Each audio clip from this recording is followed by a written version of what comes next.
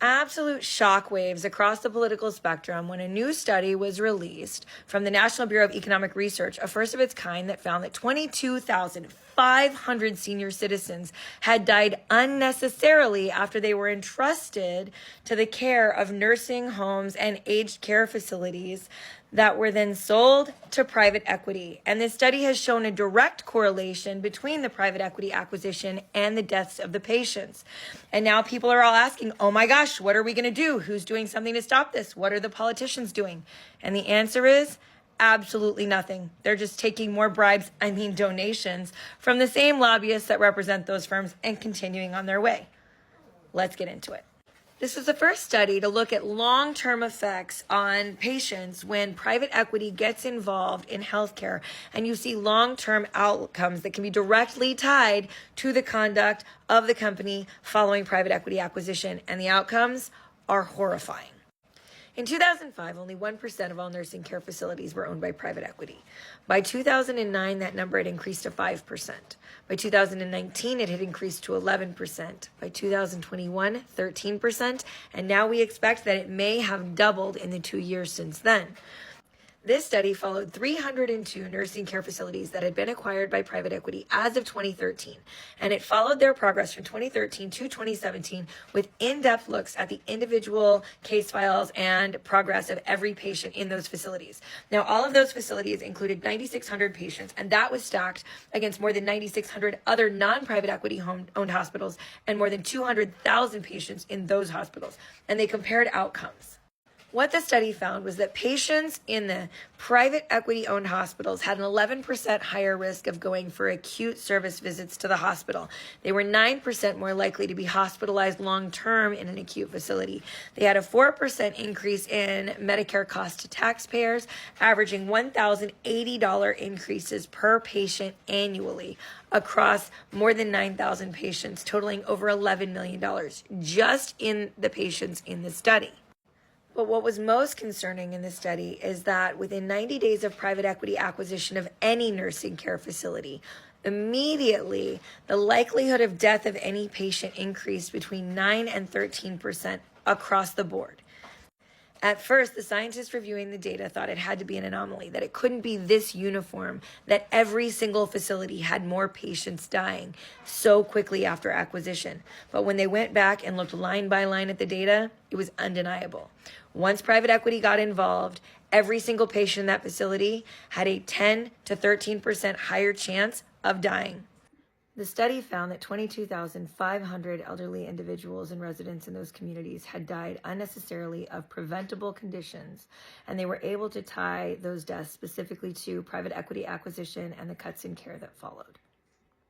Now, what you have to understand is that in every nursing care facility, 95% of all patients are paid for by the government, either through Medicare or Medicaid. Only 5% of patients actually pay for their care in the hospital, which means that the amount of money or the margins that the hospital takes in, the nursing care facility takes in, is fixed. If it's a Medicare patient, it's approximately $550 per day they get paid for the care of that patient. If it's a Medicaid patient, they get approximately $220 to $240 per day for that patient.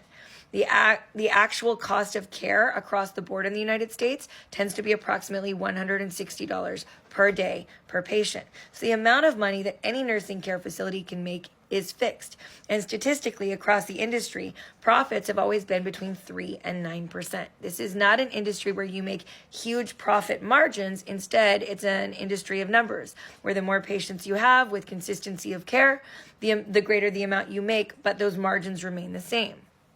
The problem is that private equity has no interest in coming in and making between 3 and 9%. They demand 20% profit margins in a fixed income industry. And to do that, there's really only one thing they can do.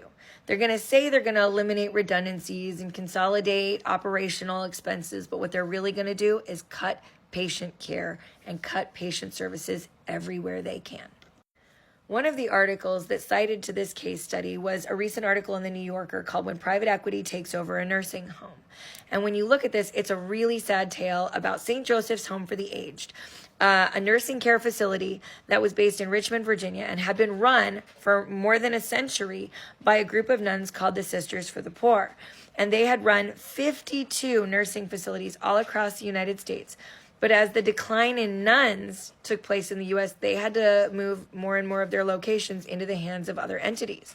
Generally, they were trying to give them to nonprofits instead of for-profit centers so that the familial nature and the happy environment they had created would be maintained. Unfortunately, in the case of this location, they could not find a nonprofit to take it over, and they were forced to turn it over to private equity. The Sisters for the Poor had created an environment that everyone wanted to live in. Volunteers that had volunteered there decades ago had put their names on the waiting list to live out their golden years in this place. They had amazing food, amazing recreation activities, and a familial nature in the facility that made everybody want to stay there and live out their golden years. Families felt comfortable that their loved ones were well taken care of because everybody was so happy there. They had a 3-year-long wait list of people trying to get in because nobody ever left. Unfortunately, due to pressing financial issues related to COVID, the Sisters for the Poor had no choice but to sell it, and they believed Puerto Piccolo Group when they promised that they wanted to maintain the same high standards of care, the same warm, welcoming, familiar environment, and the same level of services and resources for their staffing and their tenants and residents.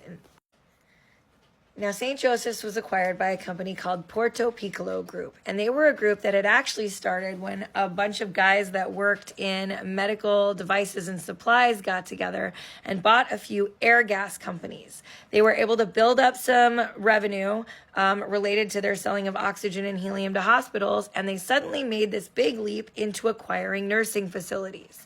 Now, they started acquiring nursing facilities in North Carolina because in North Carolina, you don't have to prove financial viability. A lot of private equity acquisitions start there, and that actually was one of the ways that they were able to break into an industry that otherwise they would not have been allowed to break into.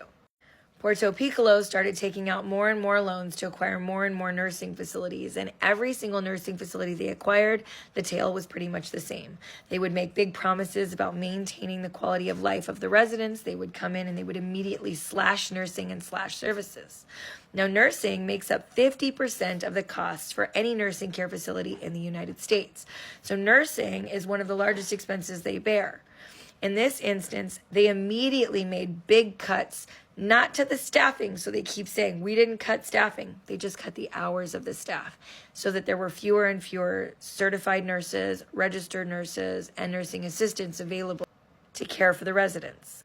Meanwhile, at St. Joseph's, the true cost of private equity acquisition was beginning to come to light through the suffering of the patients. Within weeks, patients started to see injuries. They started to develop bed sores due to lack of care.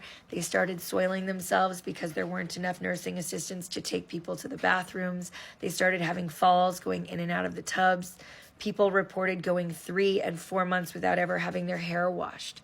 Tenants were required to call 911 to seek help when their oxygen tubes fell out, and they called the call button over and over again for an hour and a half and were literally suffocating. So they called 911 from their rooms, and an ambulance came to come in and save their life when the front desk was literally down the hall, but nobody listened. In one truly horrifying case, one of the residents reported that she was having pain in a sore on her legs. She asked for care over and over again, and she asked for a doctor's referral, but due to short staffing, no registered nurses were available to review her. Nobody looked at her injuries. She sat there for weeks and eventually had to go to the hospital, where because the sores had gone untreated, she had to have both her legs amputated. In another terrible example, a man's mother had specific notes in her file that she was not to receive morphine without prior approval from the family because of prior reactions. Her son was a pharmacist and her daughter was a registered nurse, and they knew what their mother was at risk of suffering if she were to be provided morphine. One night, the mom complained of a bed sore, and instead of treating the bed sore or giving her something more appropriate, a nurse provided her with 2 milligrams of morphine under the tongue. 2 hours later, through a mistake or oversight, another nurse gave her another 2 milligrams of morphine, and then she died.